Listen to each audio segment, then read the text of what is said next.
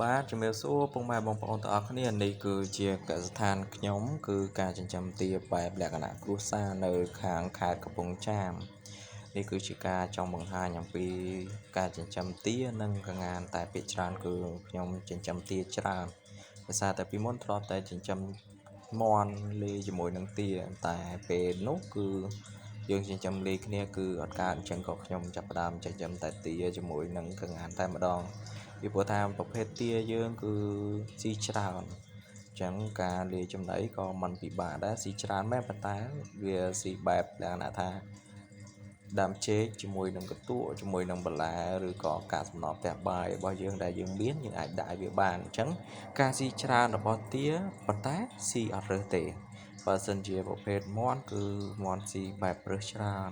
តែថាកាយប្លុកប្លាក់ពេញហ្នឹងតែបើសិនជាសម្រាប់ទាឲ្យតែបងប្អូនទាំងអស់គ្នាមានការ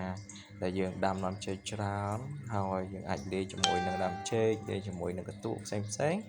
ហើយនឹងកាកសំណល់ផ្ទះបាយគឺយើងអាចដាក់ឲ្យឲ្យទៅដាក់កាន់តែច្រើនពេលណាគឺទារបស់យើងកាន់តែឆាប់ធំពេលនោះហើយអាចលាយជាមួយនឹងចំណីសម្រាប់ខ្លះអាចលាយជាមួយនឹងបន្លែផ្លែឈើ